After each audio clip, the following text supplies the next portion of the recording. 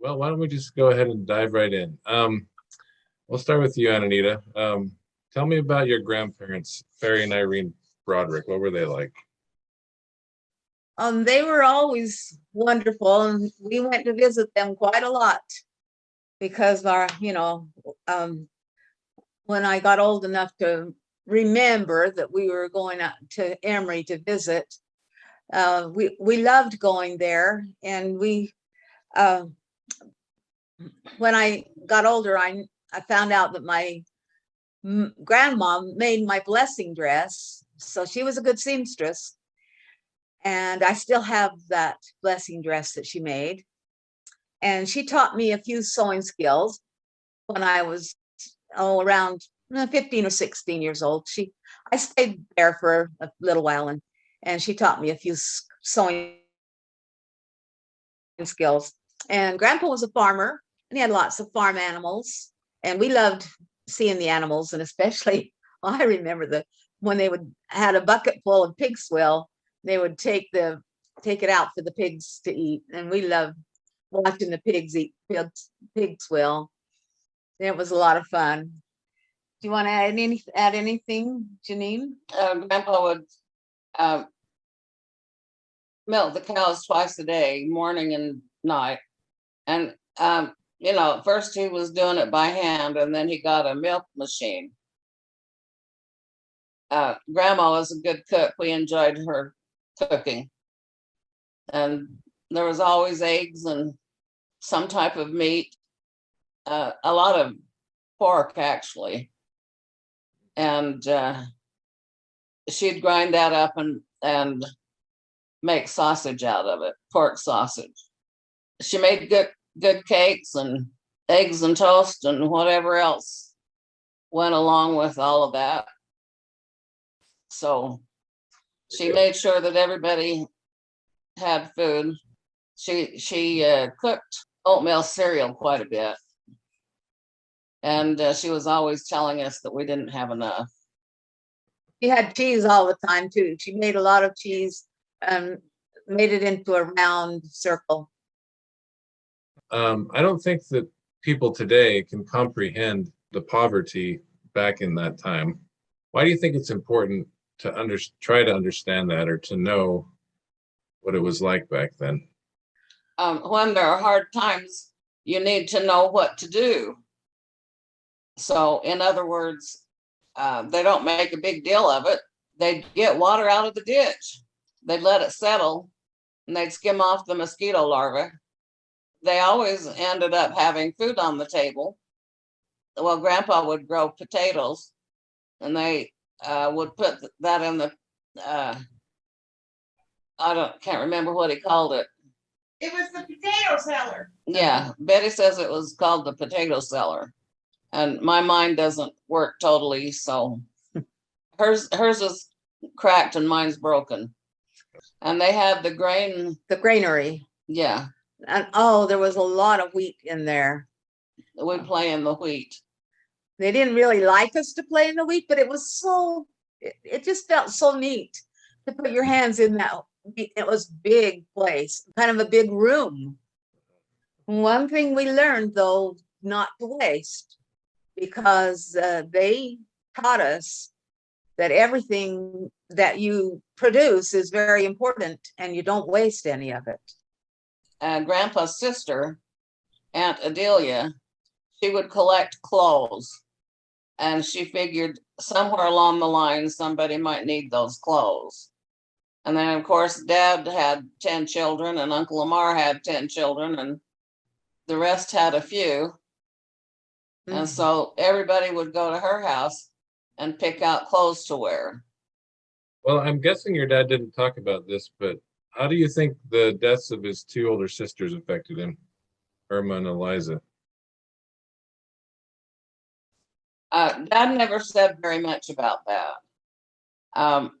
But I'm pretty sure that it was hard on Grandma, especially with Irma, because Irma was 9 years old. But Eliza was a different story altogether, in that she was a grown-up. She already had 3 children when she passed. And Janet wasn't very old. They were hoping that it would work out with Janet's father, and he married again, but the new wife wasn't very good to the kids. And so Grandma and Grandpa took over raising Janet. Janet stayed with them the rest of the time. You know, she grew up like a daughter to them. She wasn't a whole lot younger than Sherwin. Yeah. Well, Uncle Sherwin was born in 37, I believe. Uh-huh. And Janet was a little bit younger than Glenna. And Glenna always had fun. There was Edwin and Steve and Sherwin and Farrell that they'd play with Glenna and chase her around the room, and you know, they'd crawl and she'd run. But Anita, what impresses you about your parents' relationship with each other? They would get along quite well, even if they had a disagreement. They would get over it quite very quickly. I remember how my mother easily got over things if she had something that just kind of went a little bit wrong. She could get over it really well. One thing that Betty reminded me is that they both loved music, and they even sang together before they got married. My mother liked music so well, she made up a song, and it was about this wonderful man that she met. And she titled it, "I Fell in Love with You the Night I Met You." And we have sung that song together as sisters. We've sung that song, and we enjoyed that song throughout the time that I was growing up. I even learned how to play it on the piano because I liked it so well. But they really did a lot together. They traveled together. They went to church together.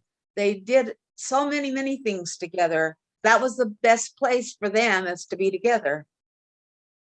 When they were living in Emory, it was about 60 miles to Price from Emory. And they needed tires for the car, and Dad couldn't go. So Mom went and she bought 4 tires. When she got home, Dad was a little bit upset because he was money conscious. So they had a little set to over that. When Dad had a disagreement with Mom, he always made sure that he made it up to her so that she would remember that he did truly love her. He was a little explosive on occasion. And so Dad was not always telling Mom she did things wrong. But if there was something that he had an opinion about, he would let her know. All right, let's move on. Let's see, Anita, you grew up in Rockville a short time before they moved to Hurricane. Yeah, I don't remember Rockville that much, because I was 5 when they moved. We moved the day that Joyce was born, and I started kindergarten that next fall. And so I remember Hurricane going to kindergarten and in the basement of the library.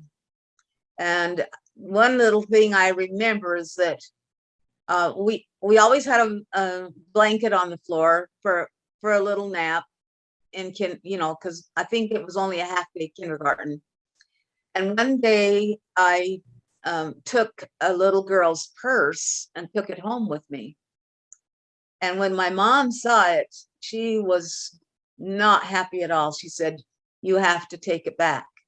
And I didn't want to take it back, but she made me take every step and go back and put back the purse. It had been hanging on a coat hook, where all the coats were on a hook, each one. But she insisted, and I did. I took it back, and I never forgot that. And that was one of the ways that she taught us to be honest. That when you do something wrong, you make sure you take care of it, and you tell somebody that you're sorry for doing that. What about you, Janine? What sticks out to you about Hurricane? We had lots of friends. Aunt Bernice would come and we'd bottle peaches together every year. And we'd play across the plains. We would choose something that we would take across the plains, and then we'd put it in a sentence, and everybody had to do that with whatever they chose. So it got to be rather interesting, some of the things that you would do with what you were taking across the plains. Why you took it, why that's what you chose. Yeah. I loved doing the peaches when we would do peaches. And Mother had a big tub outside with a fire underneath it. We'd put the peaches in the bottle and she would get the water boiling up really good. And that's how she would can the peaches, is outside. And we all quite often would put tomato juice in 1/2-gallon jars. Mother was very industrious. We even had the washer outdoors on Yeah, the back on the porch. back porch, and a line to hang up the clothes on the line. And the wash water would wash the whites first, and then the a little bit in between colors, and then the dark clothes. And we would use the same water for most of the wash. It wasn't actually an electric washer, but it had a wringer. And then the wringer, clothes would go from the wringer into the rinse. And then you could move that wringer to another place, and then it would have a second rinse, and then wring them out. Then that's when they would be hung out to dry. I loved hanging out clothes. I just really loved it. When y'all lived there in Hurricane, your dad was going back and forth to work in Vegas a lot, and then he had the shoe shop. It feels like it was pretty chaotic through those years. It wasn't that chaotic, other than, a whole bunch of children in the same house. But as far as that went, we didn't fight a lot. Occasionally, Dad wasn't gone that much. He would take some jobs from Las Vegas, but he did work a lot at the shoe shop. Dad would work in the shoe shop maybe a couple of days, and then Mom would. She'd keep it open. Yeah. And people would bring the shoes in that needed to be fixed, and she'd keep them there till he got home, and then he'd fix them. But she always kept it open, and people that the shoes were done, she would take the money. She ran the cash register. While we were there, Dad dug out the basement, and we had a door that would go out or in. Roger came running in, and he forgot about the hole in the floor, and he went down into the basement. It was on a slant, the dirt was at that point, and he ran right into the hole and rolled down the slant to the floor. And we got a big laugh out of that. We really liked that. Abruptly, one weekend, Grandpa says you're moving to Orem. It was. Yeah, we didn't want to move, did we, Janine? No. We didn't want to. They packed up a truck with big sides on the back of it, and took all the kids but Janine and I up to Orem. And then we had to stay for 2 weeks, I believe, by ourselves. And Mother would write a letter of what she wanted us to gather up and get ready. And then, so that by the time they came again, we'd have everything packed and ready for the next trip to go up. And it was so cold. We didn't know how to make a fire.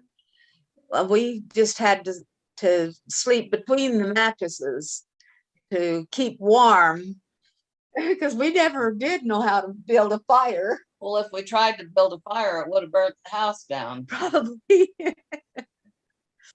But by the time we got to Orem, I remember a couple of years after we finally moved, I decided moving to Orem was a good thing.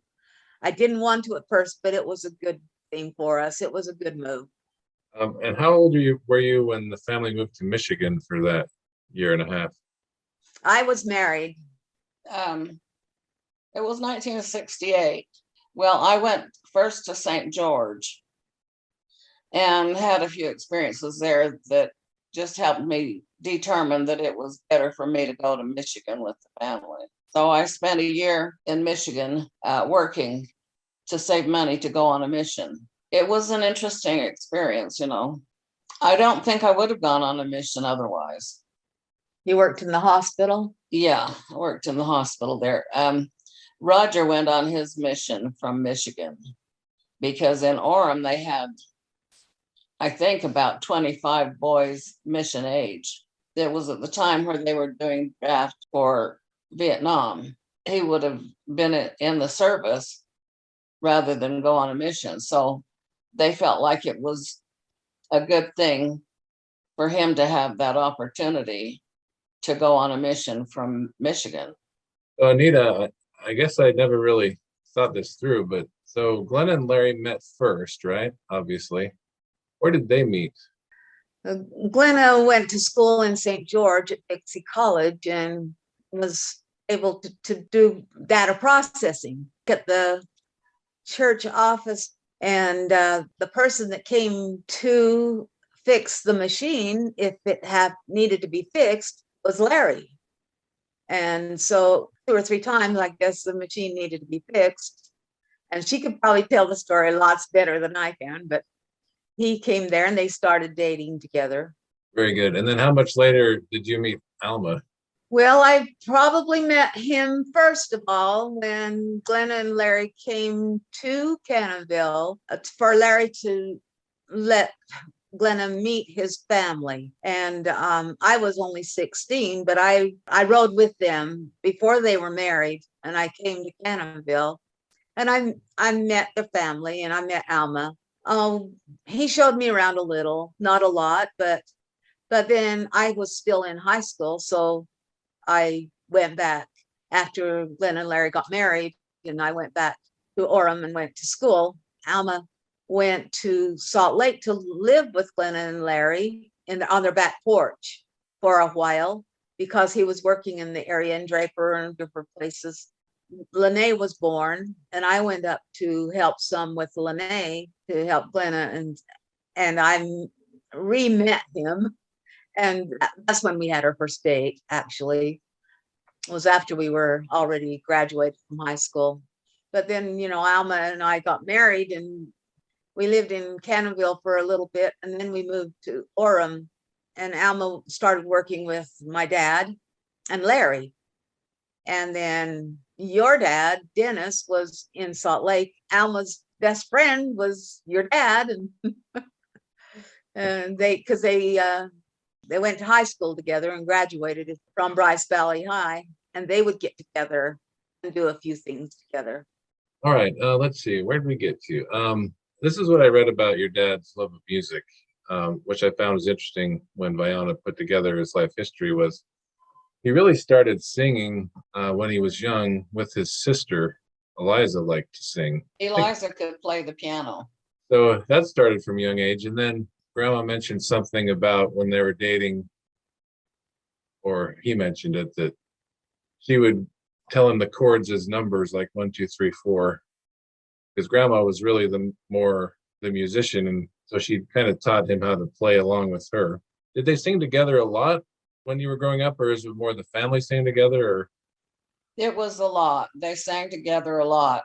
Any family occasion, any opportunity, they got to sing together. And they, of course, went to nursing homes and sang and played the songs that these people were used to, you know, the older people.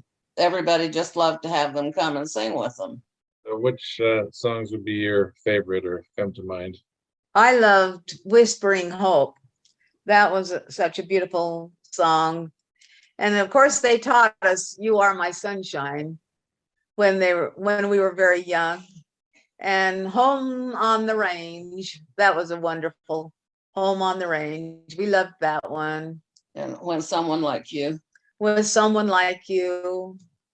Mm-hmm. Let the Rest of the World Go By. So they had a lot of songs And you can't just say one of them was your favorite. They were all our favorites.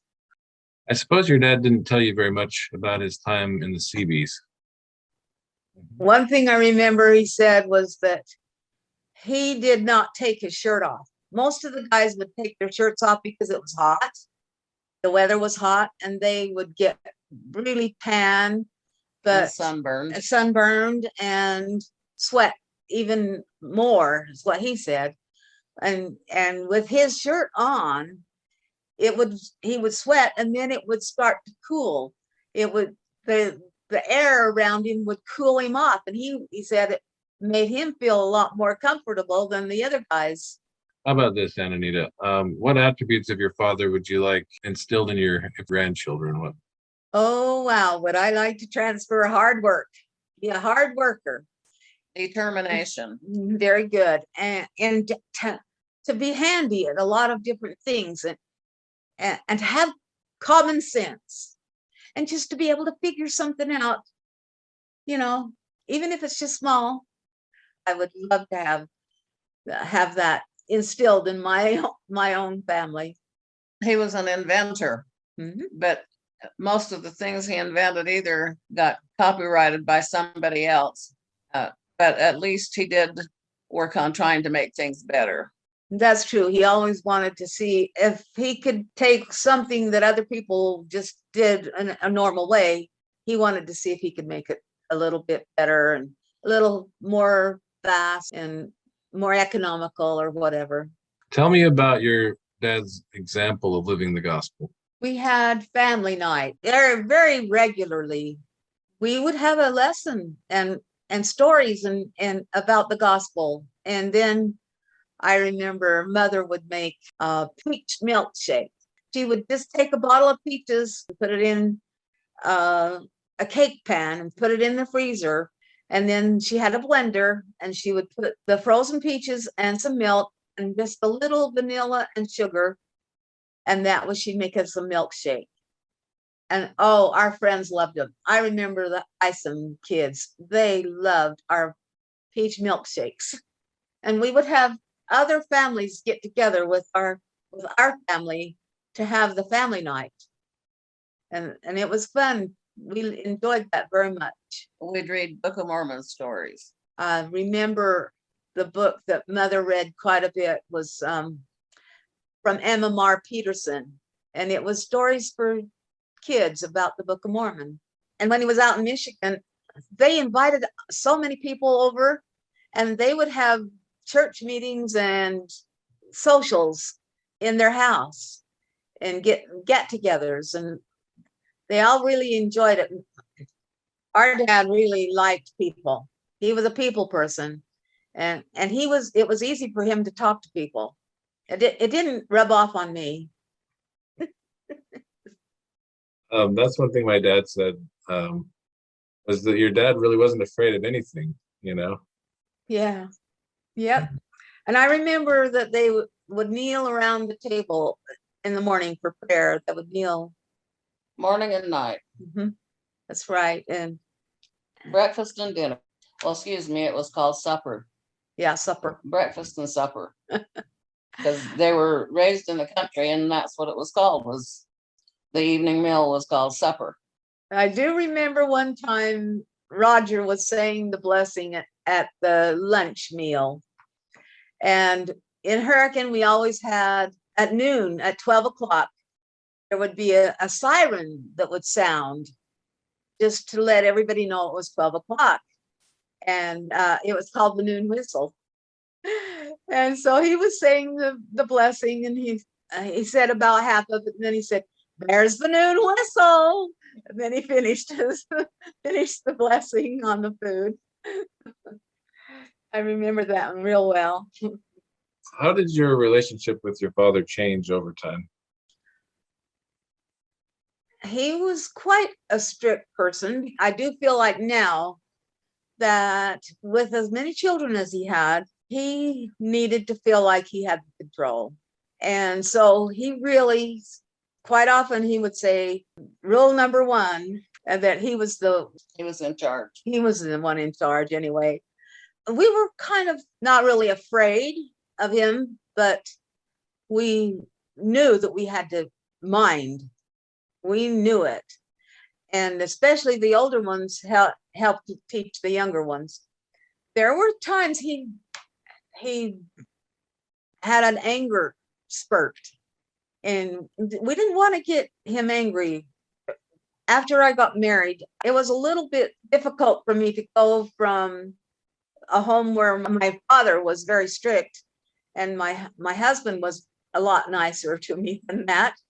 But the more I got to know what a parent has to go through, it changed my opinion a lot of what he was, why he did some of the things that he did. And then at the very end, when he got quite sick, I went to take care of him, and it was almost like I was the parent. I took over a different role. He needed my help. When my mother was in the hospital and she couldn't help him, I took care of him a couple of days, and I just felt like I felt a different kind of love for him. It was almost like a parental love instead of a child. What's rule number 2? Look at rule number 1. So, Aunt Janine, you're kind of on both sides of that caretaker equation. What was it like for you to take care of your dad? I felt like he was like a patient. He was being particularly spunky one day, and he was adamant about taking his medicine. Well, this particular day, he didn't want to take it. I was being naughty. I turned a cereal bowl on top of his head. It still had some cereal in it. All right, last question. You could see your dad on his 100th birthday. What would you say? I'd say happy birthday. Cool. I would tell him that I love him, and I would ask him about the little babies that we never did get to find out who they were. I had 2 sisters older than me the twins that I never got to see. And I would just, if I could ask him, how are they doing? And if families get together a lot, or I know that they're supposed to be in a family situation, but I just wondered if they have a lot more work to do, or if they get to be with families as much as they want to be. I would like to have a nice discussion with Dad and apologize for a few things and have him explain a few things.